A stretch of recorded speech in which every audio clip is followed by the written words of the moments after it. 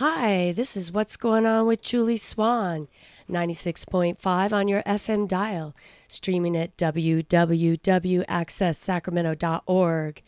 We're going to be listening to some local music, and we have the great, fortunate experience here of having the famous VoiceOver band, which consists of Mr. Gene Thorpe. Hi, Gene. Hello, Julie. And Mr. Skip Cron. How are you, Julie? It's really good to be here. Oh, I'm so glad to have you guys here. And we have Alan Purdy, which is not here. Is this correct? That is correct, and he might still show up because that's just the way he is. Is he like stuck in traffic?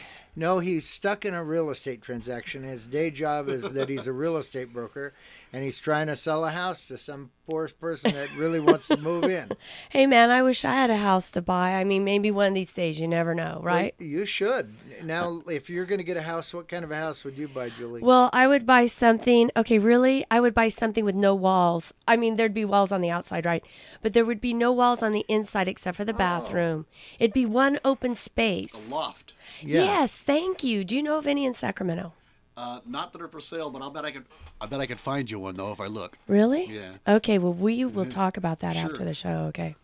So, Gene, I've known you for, 25, 30 years, right? Long time, Julie, since we were children. Yes, we were just, I think we played in the same, like we had rattles. Sandbox. Yes. Exactly. Playpen, well, I was in a playpen till I was 5. My grandma kept me there. I don't know. Is that right? Well, I'll tell you what, to me, our playpen was the Vox Room Guitar Center, and that was a great playpen. We got to play in there with Larry Gosh and, all those guys, different guys. My goodness, Sterling Bennell. Yeah, and Ken Pence. Yep, all those guys. Lon McPherson. Oh, Lon McPherson, right. And Larry has his own music store up in Auburn, right? Yes, he does. Larry Gosh now has a music store called Encore Music, and that's where I buy all my stuff. I know. I bought a microphone. I think I bought 2 microphones from him. You know who's working with him is Peasley. Yes, and I saw John Peasley the other day and told him we were going to come down and visit you, and he said to say hi. Oh, good, man. I know. He's a drummer, right? Yes, he is. Tell him, Gene. Yeah. Hi, I'll Peasley. tell him, Skip. So, Skip, how long have you been playing with Gino? Since 1992. Oh, okay, well, that's been quite a few years. I mean, the 90s seem like not so long ago, but now that we're cruising on to 2016, I guess that's starting to be a while ago, right? Well, it is a long time ago, but it just doesn't seem like it because it's, one birthday after another. Next thing you know, it's 20-something years. Yeah, I know. That's happening to me right now. I Can't stop it. No. I asked my mom, I go, God, I can't believe I these birthdays just keep coming. She goes, well, what's the alternative? Yeah. Is it like you're under some ground or something? Yeah. I guess that's the alternative of not having another birthday. Well, I still look forward to the, days passing by, which I suppose you shouldn't. You probably should let it go a little bit, but it still needs to be. What are you doing with this thing? Well, I think he's trying to get your bass proximity effect. Oh. Well, I don't know if I'm even getting, but you know what I've noticed is age is exponential. It seems like you get up and the day's over. Remember when you were a kid and you're in like math class, and that seemed like at least a day you were in that 45-minute math class, or whatever class was your least favorite. Yep, Christmas will never get here. I know, But I now know. Now it never stops. Right. Well, Christmas. Now you're just going, no, not Christmas. They start hanging up those decorations like around Easter. Or no, wait. What's before Christmas? Thanksgiving? Thanksgiving, and then right now they're already doing Halloween. I know, and all that candy. That's the last my thing you God. want to shove in your mouth is a I bunch know. of candy. Well, I know it. So, okay, so you guys have a band, and you play around. Where do you play? Laughs Unlimited in Old Sacramento. We're going to do a thing for the, what is that that organization, Skip? The Placer County Contractors Association will be there in October for their Oktoberfest. Oh, that sounds fun. Hey, maybe we could go mobile during that. We're now becoming a mobile station. Any gig that ends in fest is always good. Yes, you're right. Like the Rockland Brew Fest. We did that in June. That was a lot of fun. They had, I don't know how many breweries, over 40 breweries, I think. Wow, I bet there was a lot of beer to drink there. We got to test each and every one. Well, they got the right band. Well, that's true. The VoiceOver band. Where did you get the name VoiceOver? Well, this is one of those things you throw a bunch of names out there until everybody goes, well, that wasn't too bad. And that's what you go with. Yeah, I've had some weird names offered to me. One was Chicken and a Samick. I don't understand that. Well, I think band names, there's a lot of really not very good band names, but Right. they turn out to be great because the band is good.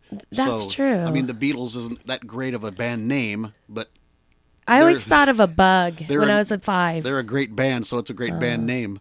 God, to be even associated with that band would be awesome.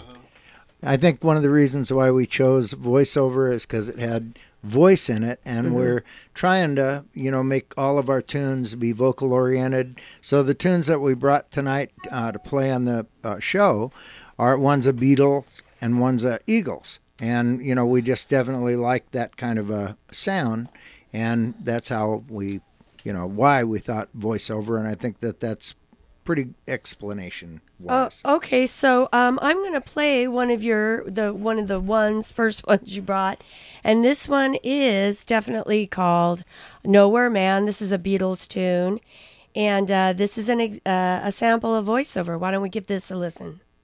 Good. Okay, here we go. This is VoiceOver. Thanks, Julie. You're welcome.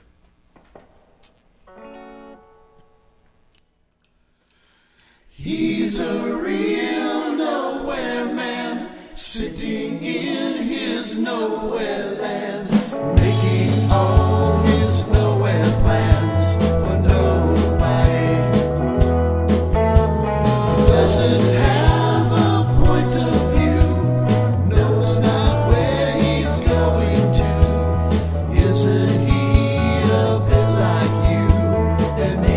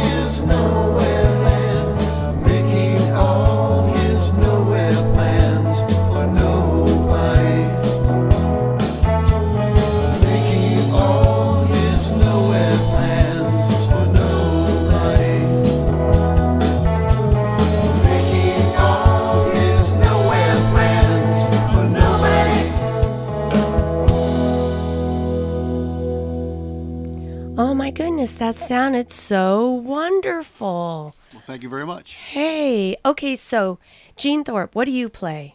I play guitar Okay. and sing, and I've been playing a 12-string guitar all the time for just about a year, maybe a little less than a year, because in the 3-piece band, it gives a lot more fullness. Yeah, it does, doesn't and it? Then Skip sings, and Alan sings as well. So every song that we do, we try to feature vocals. And Skip, how long have you been playing the drums? Since sometime in the mid-'60s.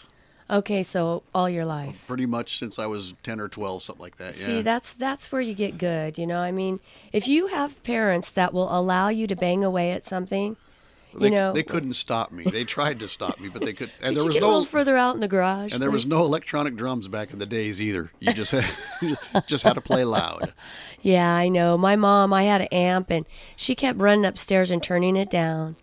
Pretty soon it was on 0, and I swear she said she could still hear it.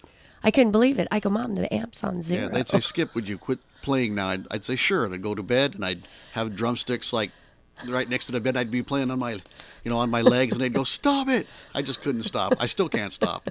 Do you have any brothers or sisters? I do. I have a sister that's a year older. I have a brother that's about 9 years younger than me. And I love them dearly. Do they play too? Not a lick. Okay, so you're the only musician. Yeah, I'm the only musician in the whole family, yeah. Okay, well, see, you started, you were just kind of like a hybrid that came out. My brother does play guitar, but he's never played in bands out and things like that. But he does play guitar some. So back in the day when Gina and I were in the Vox Room, were you in bands like, what were some of the bands? There was Simultaneous Avalanche, which you were in, Gene, and there was Target, and there was Rutabaga Boogie Band. Gene was always in the bands that had gigs, and I was always in the bands that played, the parties, the church festivals, and Gene was playing. Oh, at the you were in clubs. my band. Yes. Gene is the bands that got the good gigs. Well, I think he used to slip him a 20. No, I'm just kidding. I'm constantly, amazed at basically like back in those days. There really weren't that many good gigs out there, were there? Well, wasn't there like a circuit back in our day? Because I remember. Well, you had Slick Willie's. Yes. Shire Road Pub. Oasis Ballroom. What was the one out on Fulton Avenue? What was C Street North. Oh, yeah. C Okay. Street North. How about Capone's? And- They turned into Capone's. Yep, and Capone's, and then the Gilded Cage. Yes. I mean, there were just different little venues that most of the guys played at. You told me a story once that Steve Perry from Journey used to sing at the Gilded Cage. Yes, like Tell me that. Gilded Cage. What happened back in the Sacramento days is after the gigs, a lot of the bands would wind up at the Gilded Cage because they would do after hours, and Steve Perry used to come down and jam quite a bit, and sing. And But he wasn't in Journey at the time. Where was he? no, he was in a band called something News. Let me see. I think it was called The News, and it was Okay. before Huey Lewis and The News, and it was a band from the Bay Area, but they had a couple of guys from up here, and back in those days, they're Rutabaga Boogie Band. Yeah, they were good. Larry Gosh. Yeah, I remember when I worked at the Vox Room, as a cashier, Larry came in and his hand was all bloody. And, of course, Larry, I go, Larry, what happened? And he goes, I was doing a Pete Townsend, man, and I was doing my hand in a circle and I couldn't stop. And I was raking my hand against the toggle switch and I bled. Yeah. Do you remember that? Oh, yeah. I mean, he did a lot of things like that. Yeah. Yeah, the Oasis was a great place. And, Julie, I thought it was fun because when we were at the Vox Room, all the different musicians would come in there, and it was like old home week. Kit Potamkin. Remember Kit? Remind me, what did he do? He was in Spider Kelly, the keyboard player from there, and he worked at the Vox Room for a while, and I think it was a little bit, maybe before you. Okay, probably so. Do you remember what year you came there? 78. In 78. Okay, because I came off the road in 76 and went back to work there. I worked at the Vox Room from 66 to 71, Right. and then went on the road with Simultaneous Avalanche and came back in 76 and worked there until 1980, and then I went over to Skip's Music. Then Tony Day, who was formerly the drummer with Van Morrison, as many people probably know. Well, didn't he drum for Linda Ronstadt, too? And Linda Ronstadt and the Stone Ponies. He came over to Skip's, and Larry came over to Skip's. So all three of us came over, and then you came over and worked at Skip's Music for a number of years, right? I was there for about 3 years. I was there for quite a while, yeah. I hounded for that job. I used to call Anita, the accountant, every day. Did I get the job? Did I get the... Finally, she probably just said, all right. I wanted to work there really bad. It was like a status thing. Vox Room was the place to be, And that building still stands. And it's a machine, business machine I place. think that now they have a recording studio in there. Some really? Yeah, and the pictures of the Vox Room that I gave you? Yeah. They asked for those, and so they've got a recording studio in there, and one of these days they would like us to come down there and just kind of visit it. And I would Oh like my that. God, that would be another good place to do a remote radio, because we just got remote equipment for the KUBU here. 96.5 on your FM dial, KUBU, where you can be you, where we're being us right here. We got remote, and we could go down there and do a little thing at Voxrum. Wouldn't that be fun? That would be fun. And have you ever gone down to the Sacramento Hall of Fame Rock and Roll Museum down there? Is that at Old Sac, or is that at No, the that's Voxrum? on I Street. And Old let Sac, me, yeah. let me think of the guy. Not way down in Old Sac. It's actually right almost around the corner from where the Oasis Ballroom was. Okay. And it's a great place. They've got all the posters from the old shows that were here in Sacramento, and Was all of that. was Avalanche, was a simultaneous Avalanche have a Yeah. picture of?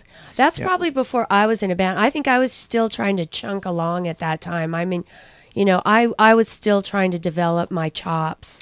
Well, I remember when I very first met you, and you were coming into the music store, and you were in bands at that time, weren't you? Yeah, I was in kind of like little beginner bands. What you was know the I name mean? of the band with John Seymour that you guys had? Oh, She Rocks. She Rocks. She That Rocks. was a good band. Yeah, that was one of my first bands.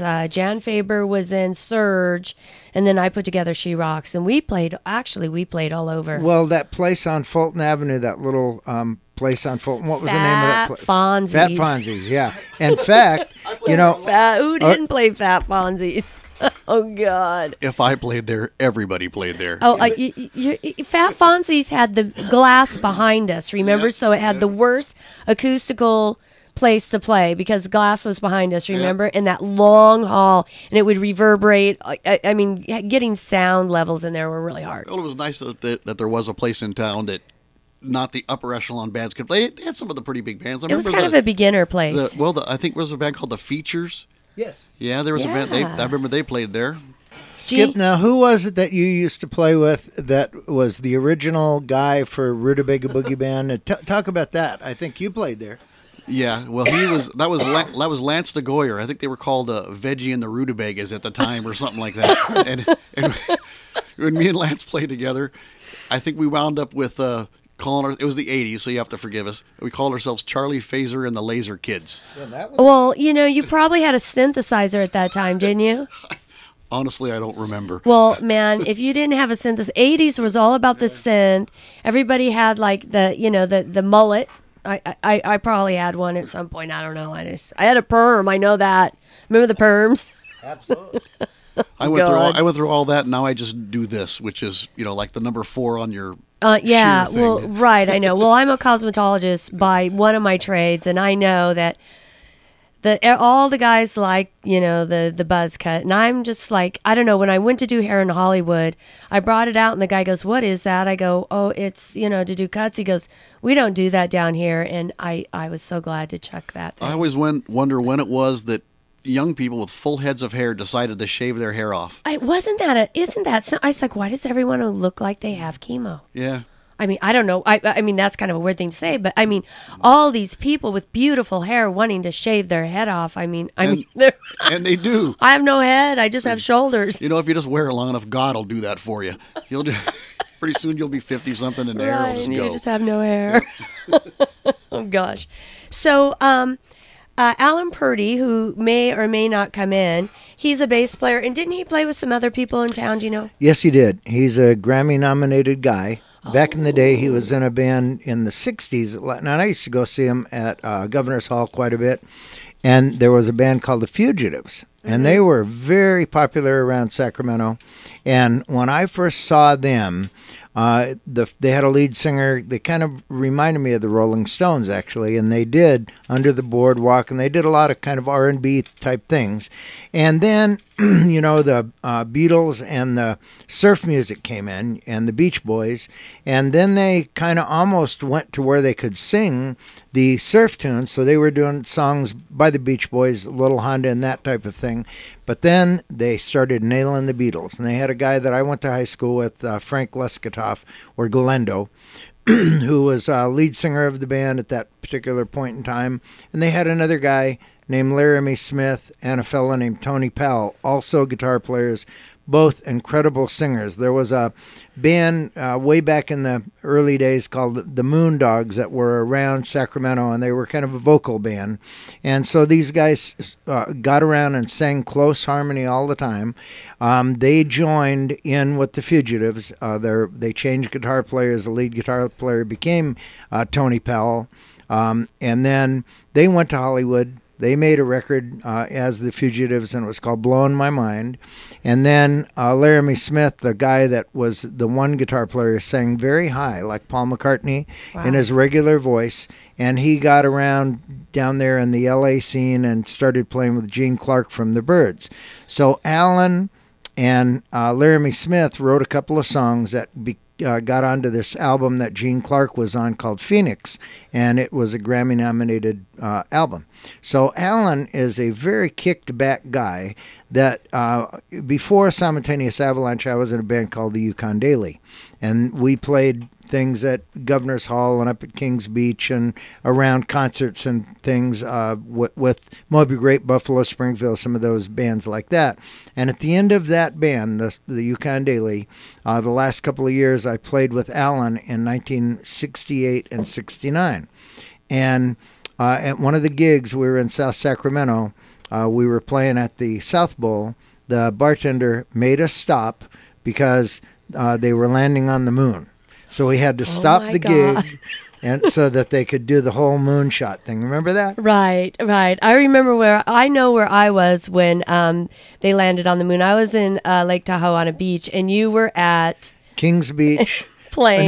Not Kings Beach, but South Bowl. Right. Playing a South Bowl, and it was a Sunday night. Were you mid-song when they said, oh, hey, yeah. Well, we kind of knew stuff was going on, and then the bartender says, boys, all right, let's take a break here. We got something going on. So then we watched them land on the moon. They did the whole shtick, and then he says, all right, get back up there. Go on, finish the night out. And that night, we had both of our guitars stolen. And the guy that stole them took them to Leo's Music, and I called all the music stores in the Bay Area to see if they were going to come in. One was a very old Les Paul, and then Alan's was a Hofner bass, and we got them back. Dick, helped me get him back. Dick Rossi from the Box Room. I love Dick. Let's talk about him for a little while. Yeah, you know what? We're at halftime right now. This is what's going on with Juli Swann. We have Gene Thorpe, and we have Skip Cron on, and this with the band VoiceOver. Gosh, this is really fun. Unfortunately, we got to take a break for the cause. This is KUBU Radio, where you can be you, 96.5 on your FM dial. Or you can stream us at www.accesssacramento.org. We will be back with you very soon. And we'll just take a few.